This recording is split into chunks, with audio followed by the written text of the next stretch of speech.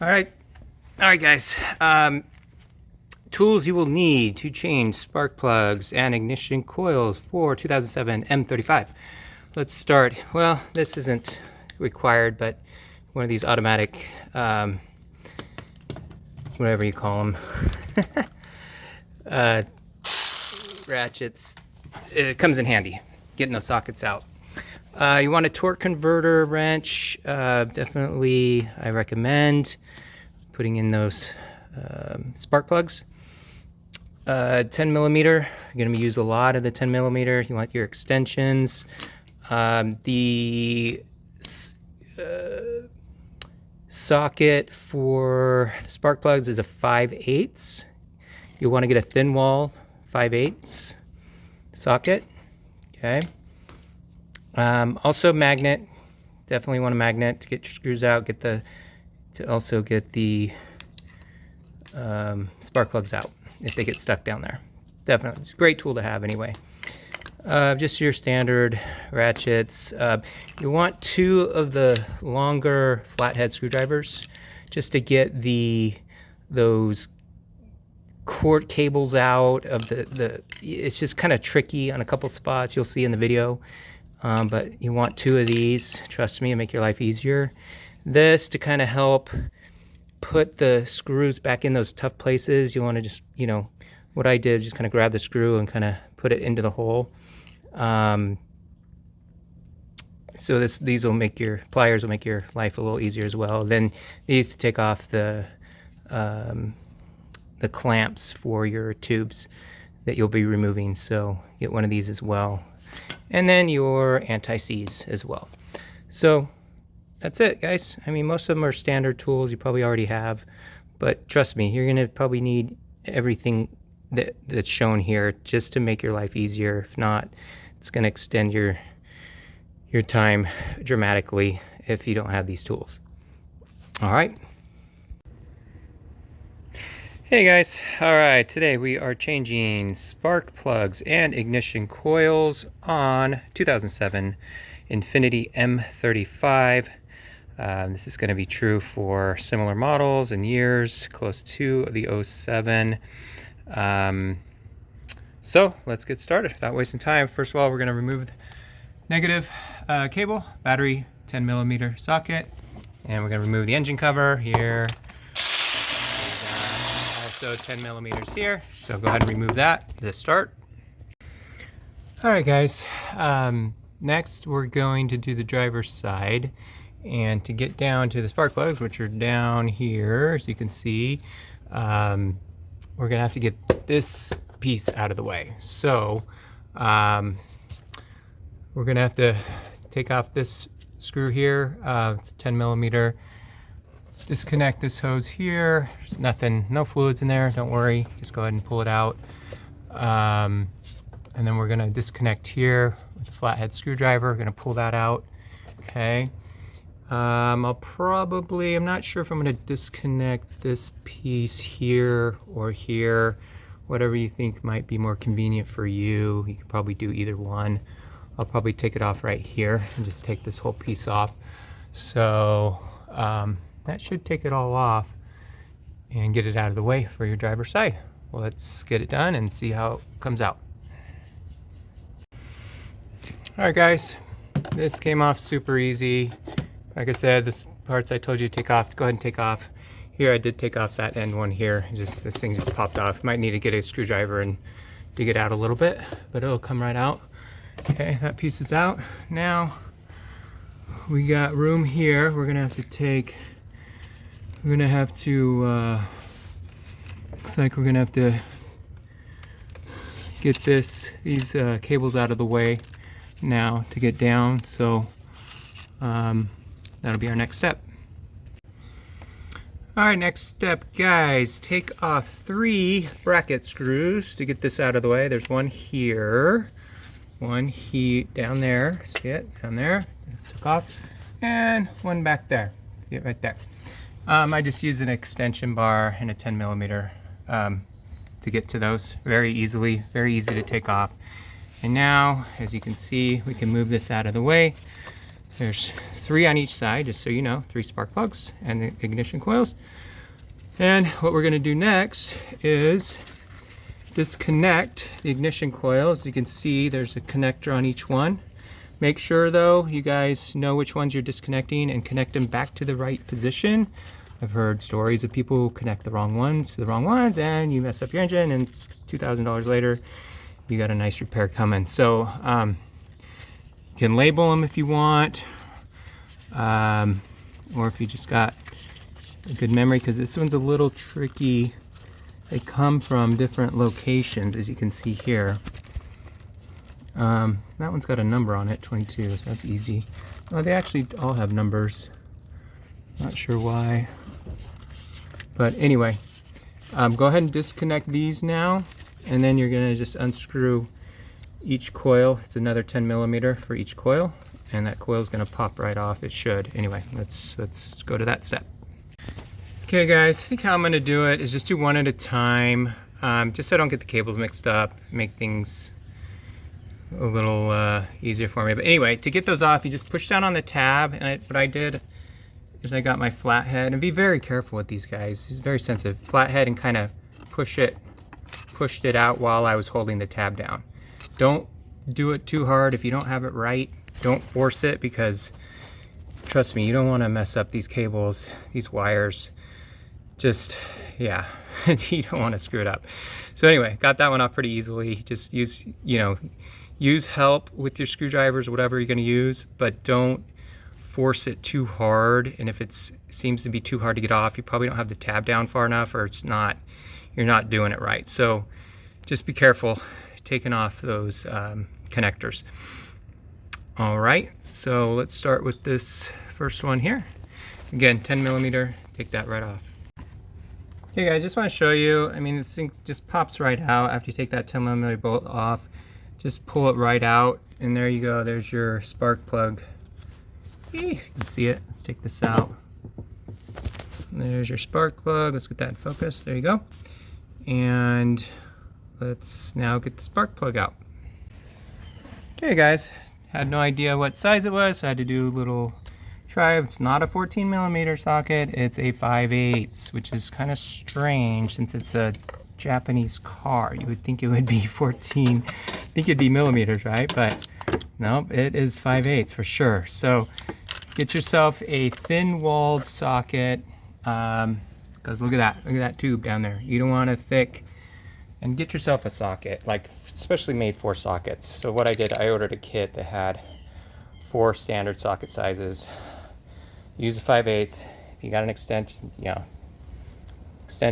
just use, to get it out, we're just gonna use a regular ratchet. To put it back in, we're gonna torque it to, I've seen 14 pounds, 14 foot per pound, or whatever it is, 14 to 22. I think we're gonna set ours at about 16. I think the G35 is a 14. M35 is probably close to a 14 as well, but we'll do a 16 just to make sure it's a little more snug. But yeah, 5/8, and we're gonna go ahead and remove it. Okay guys, I think came straight out without, these look like these are magnetized, which is good. If not, definitely have a magnet like that on hand, just in case. Very important tool. You should get if you don't have one already, definitely gonna need that if you work on cars. So get a magnet either way. Definitely worth the investment. They're only like $5 or $10, whatever. So let's take a quick look here, see what it looks like there at the end. FYI, my car's got about 130,000. I've been meaning to change these, I just haven't got around to it. I bought the car, it had 100,000, so just getting around to it. But yeah, you could see definitely some corrosion. Car's getting a little rough, so I knew the spark plugs are going.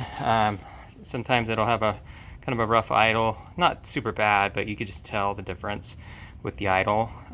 So definitely spark plugs, you should be changing them out every 100,000 anyway. So I definitely waited probably too long, but not a big deal. Car still runs great. But yeah, you can tell, take a look at that bad boy. Definitely need to be changed out. Check it. No bueno. All right. So then we're just going to do the reverse. Get it back in. Again, we're going to torque it to about 16. I think it's feet per pound is how they say it. Get yourself a torque wrench.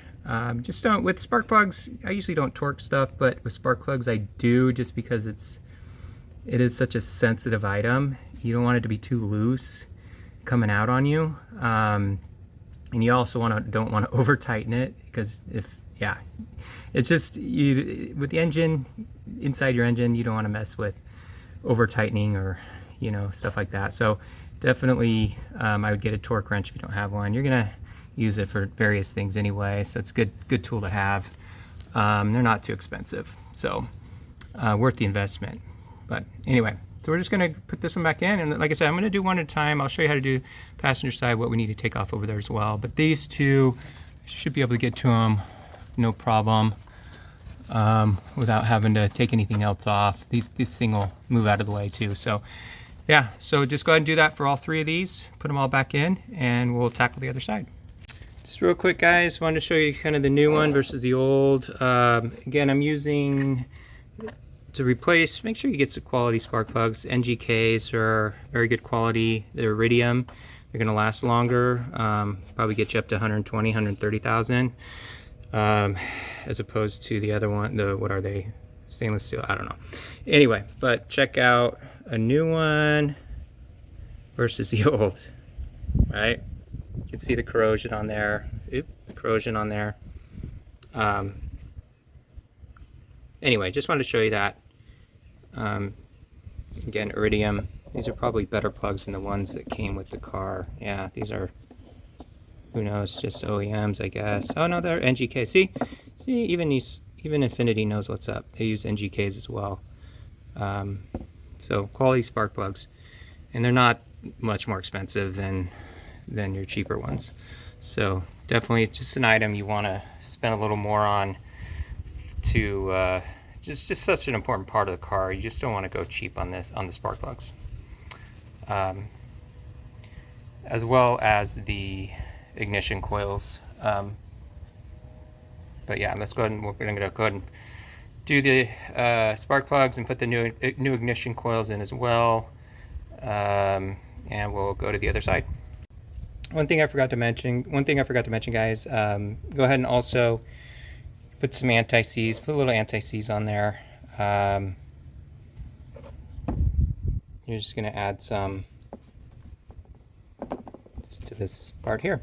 All right, anti-seize, keep it from locking up when we replace them again, just to make them easier to get off. Sometimes they come pre-lubed with anti-seize. These do not. So I've heard both ways actually on the anti-seize. Some people say to do it, some people don't. I wouldn't put a ton of it on there. I would maybe just put a little, just to kind of, go in between those who say yes, those who say no. Maybe just put a little on there. All right, guys, ready to torque the first one back in. Those of you who know what a torque wrench is, this is what it looks like. It's got numbers down here. It's a little confusing, so just help you out a little bit if you ever use one of these. You can see on the right hand side, foot per pound, that is, right? We're gonna set ours at 15. I know I've seen 14 to 22, maybe just right above the 15, but it's where it connects to that vertical line is where you want to set it. So we're a little low right now. You're going to unscrew the back here to loosen it. You just unscrew that, and then this thing will screw. You're going to screw this right to the right. I'm trying to do this and record at the same time, which is, I think, impossible. So I'm going to set this down. I'm going to tighten that 15. A little above the 15. I'm gonna go right there. Sorry, you guys have no idea what I'm doing right now. Okay, so just set it right above the 15, right about 16 feet per pound, and then you just tighten that end piece up, and we should be in place. And this. Oops, wrong way. Oh, perfect. Still going? Yep. All right. So we just hand tightened it. put this on. Just careful screwing these back in too. Make sure you're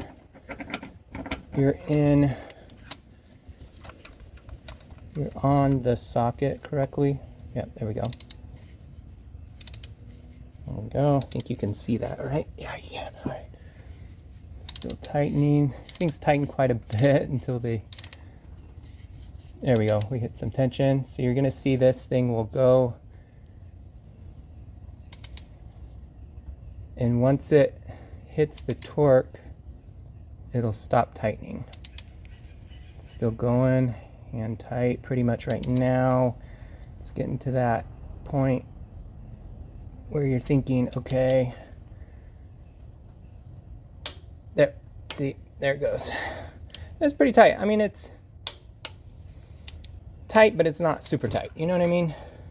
It's about what I would have figured without a torque wrench. Probably would have set it to about that. But just to be safe, use a torque wrench. Trust me. All right, so that one's in. And then we're going to put the ignition coil back in. Okay. All right, guys, there's the new ignition coil. You see the difference there? Clean. Just push it right down. You're going to line up with the screw hole there. And you should have the connector coming out there. All the ignition coils are the same, so you don't got to worry about putting, you know, a certain ignition coil in a certain slot. So yeah, and you're just going to put your screws back in and connect that connector. And then I'll go on to the next one. I'm not going to show you the next ones. You guys will know what to do by now. We'll just check out the other side, make sure there's nothing tricky over there after we're done here. Hey guys, a little more. Just took out the second one. As you can see, yeah, same issue.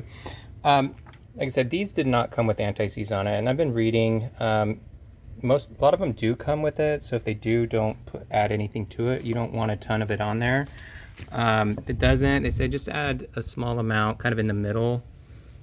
A little bit. Oops, sorry guys. Ooh, there we are. So just kind of in the middle, we're just going to add a little anti-seize. Well, more than that. I can't do it while I have the phone. But anyway, just, you know, add a little bit of anti-seize in the middle, and you're good to go. Quick note, guys, on this last one, I couldn't use my long extender because this is in the way. So I used the shorter, the mid-size one, and the small one to get that far, the one closest to the seating out. So just to make your life a little easier instead of you guys getting frustrated out there. All right, back. All right, guys, passenger side. Maybe slightly more difficult, but not too bad. What you're gonna want to start with is take off the brackets here, this screw here, 10 millimeter, and then take off. Well, first of all, actually just remove this because this is in the way. You're gonna, you know, just take that out. There's no fluid in here. Again, it's just air intake. Get that out of the way. Take that bolt. Also, this bolt here. Remove this. And also down there, I've already removed it. There's one right down here. And then you're gonna need to disconnect right, you see it? It's kind of dark in there. Right in there, see it right there? Right here? Right here, it's just connected. You're gonna need to get a screwdriver and pinch the back of that and just pull it out. And then you should be able to access all three. Over here, you don't really need to do anything. It looks like there's open space here that'll come right out, that third one. But that second one is behind everything. So you're gonna need to move this out of the way. You're gonna have to disconnect that there. And this front one, actually, yeah, we'll probably have to disconnect this hose as well. This should just be air too. I don't think there's no fluid coming in there. I don't think. Yeah, so probably want to disconnect this to get this out of the way. Yeah, definitely you're gonna have to. So we'll go from there. Okay guys, yeah, you're gonna want to remove this. It's a little bit of a pain. You're gonna need a screwdriver. Mine's split at the end, but not far enough to have to worry about it. Still gonna be protected. Just old tubes. To pull that out, or you can pull it out on this, and that's your PCV valve. Yeah. So you can take it out from here as well. Might actually be better just to do it there. Yeah, I would recommend maybe doing it from this end, because like I said, mine's split there at the end. Should still be okay. I might put a little filler on that after I put it on. Some gasket repair, just to be safe. So, and again, this one is tight in there, guys. This cable, I had to use 2 long screwdrivers. One to push the tab down here, just to let you know how I did it. I got it out pretty easy with this, but can't really do it by hand. You're gonna probably need 2 long screwdrivers to get this one out. Sorry, my headlight just went out. But it's easy with 2 long screwdrivers. So I'd recommend definitely having 2 long screwdrivers, flatheads, when you do this job. Make it easier for you. All right. This is like I said, this is the first one on the passenger side. All right, guys. Everything, almost everything went smoothly. I'll let you know in just a sec. But yeah, moving that, I got all of them out, back in, no problem, until I tried to put, where can I see? This stupid thing back on. And like I kind of suspected, I tried to pull it back to get it on, and look what happened. Not a big deal, but the PCV valve just snapped. So, lesson learned, you guys, take it off from the PCV valve end right here. Take this clamp off and pull this off instead of taking it off here, just because there's so much more to pull out here. That's what she said. But yeah, so don't make this, luckily it's only a $10 mistake. PCV valves are 10 bucks. Anyway, by the way, you should replace that every 50,000 miles or so. If you haven't, it'll help with oil consumption. But yeah, not a big deal. I just ran over to AutoZone, got me a new PCV valve, and I'm gonna put that back on. So, lesson learned. Hopefully you guys don't make that same mistake. Anyway, that's pretty much it, guys. It's about a 2-hour job. It's not easy trying to get, the worst part is trying to get these cords and these cables out of the way. This side might have been a little more difficult, passenger side. But yeah, just reverse, put everything back together. I think that's probably all the help you need with this. But yeah, it'll save you about 150, 200 bucks of labor.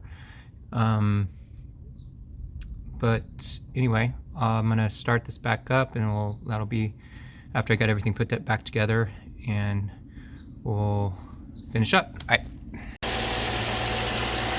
right, guys, we're all finished up here. Engine started. Got everything back together. I had to put a little, because the tube split. I'm gonna replace this. The little gasket goo will go a long way. Seal that up. Anyway, minor issue, but yeah, everything else went smooth. Started up. I think it's definitely running smoother. You can just tell by the way it started. So yeah, you'll notice probably an improvement a little bit in gas mileage, and definitely gonna run smoother. So about it. Like I said, it's about a 2-hour job. But yeah, questions in the comments. Thanks guys for tuning in. Have a great day.